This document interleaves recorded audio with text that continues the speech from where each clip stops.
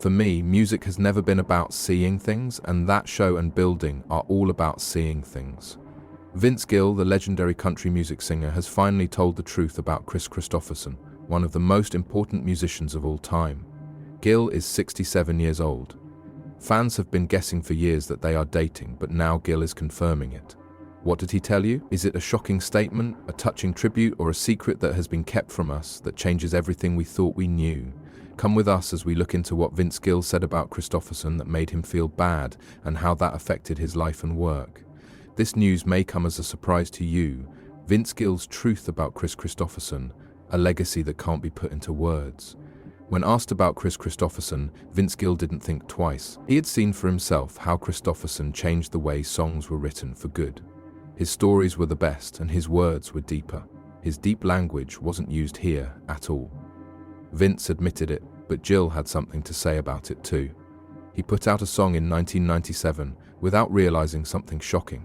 It had the same tune as Help Me Make It Through the Night by Kristofferson. When he finally understood what he had done, he went up to Kris and said sorry. I told him, "Hey, I think I took one of your songs verbatim." Kristofferson's answer was completely humble. He said, "I don't care," as if nothing was wrong. That's the kind of person he was, cared more about the music than who owned it. But Vince was most moved by the moment he shared with Kris at the Hall of Fame ceremony. Kris's wife Lisa let Vince walk into the crowd with him. Kristofferson was thinking about other things at that point, a pale copy of the man everyone used to know.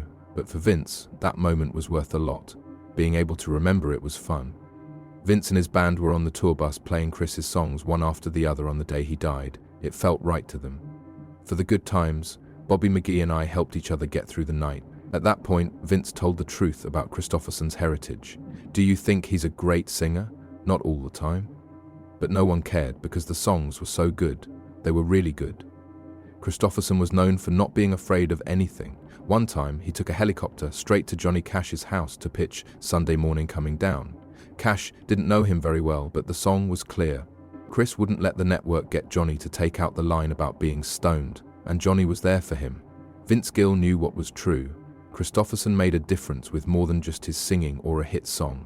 The story was about the undeniable power of music, which will never go away. Who was Kris Kristofferson though, and what did he leave behind? Check back to find out. Kris Kristofferson was a rebel who changed the way country music was made. Kris Kristofferson wasn't just another country singer, he changed everything. He was brave enough to take country music in a new way at a time when polished, radio-friendly Nashville sounds were the norm. His honest, poetic songs gave the country a level of depth and reality that had not been seen before. Songs like Me and Bobby McGee, For the Good Times, Kristofferson proved that he was one of the best singers of his time, with songs like Sunday Morning Coming Down and Help Me Make It Through the Night. His words had a way of getting to the heart of things, telling stories of pain, regret, and desire that were both deeply personal and universal. Kristofferson was born in Brownsville, Texas, and grew up in California. His path to fame was anything but normal. A Rhodes Scholar, a warrior, and for a short time a cleaner at Columbia Records. He went through a lot of changes before he finally made it big in Nashville. He lived the songs he wrote. His honesty struck a chord with both artists and viewers. He had an effect on more than just music. Kristofferson got to Hollywood and made a name for himself as an actor thanks to his rough charm and natural ability.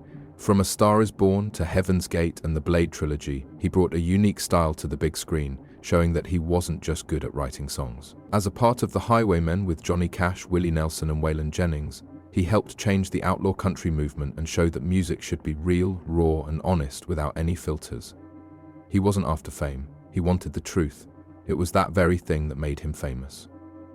Kristofferson stayed humble even after winning several Grammys, being admitted into the Country Music Hall of Fame, and being given the Grammy Lifetime Achievement Award. When he stopped acting in 2021, it wasn't a big deal. It was just the next step in his life. He shared the stage with Rose and Cash to honor Willie Nelson for his last show in 2023. It was a perfect end to a career that had changed country music. On September 28, 2024, Kristofferson died at the age of 88. Leaving behind one of the best musicians of all time. But stories don't really end. Their songs, stories, and the lives of those they touched will always live on.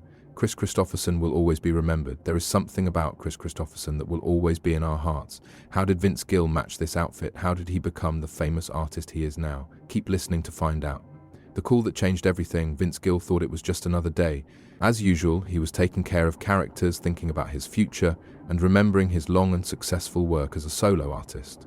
He has been doing this for decades, won many awards, and has a bunch of loyal fans. Vince did a great job of making something on his own. Even though he was doing well, he couldn't get rid of the thought that something was going to change. What he didn't know was that one phone call would make everything come apart. His phone rang out of the blue.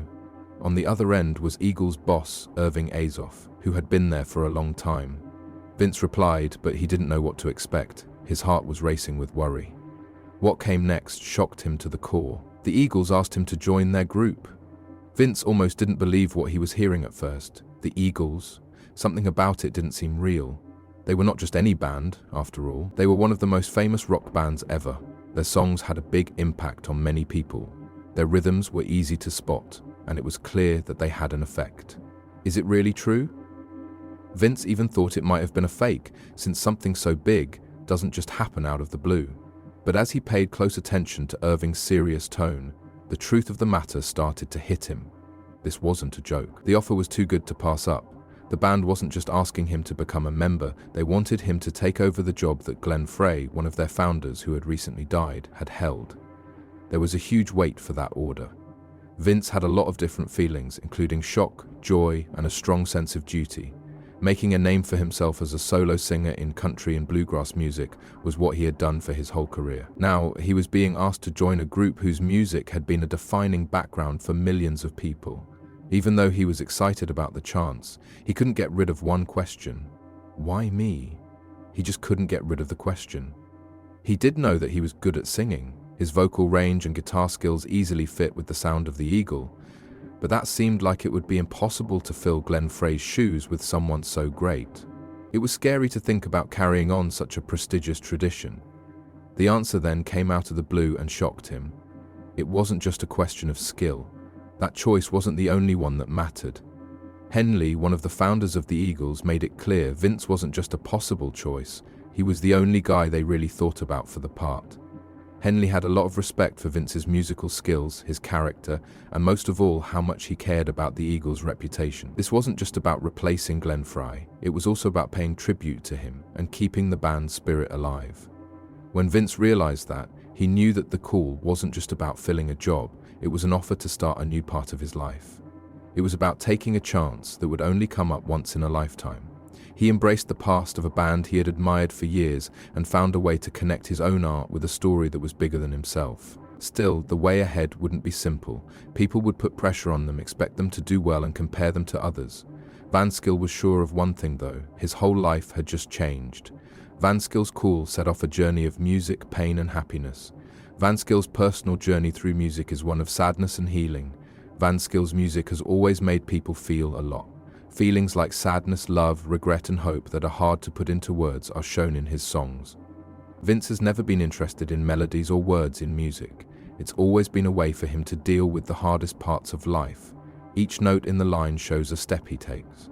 That includes his struggles, losses and successes. Because of this, his music has given him comfort, and it has also given comfort to many others who listen to it. Vince's life has been marked by both great success and major problems on a very personal level. He has been successful and had fun times, but he also has to deal with bad relationships and health problems that could ruin his job. At the end of his first marriage, things were very hard for him.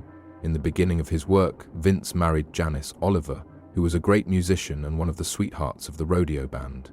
They became friends because they both loved music, but as Vince's fame grew, so did the stress in their relationship. Long distances, constant travel, and stresses from the job took their toll. Their marriage didn't work out no matter how hard they tried, and in 1997 they split up.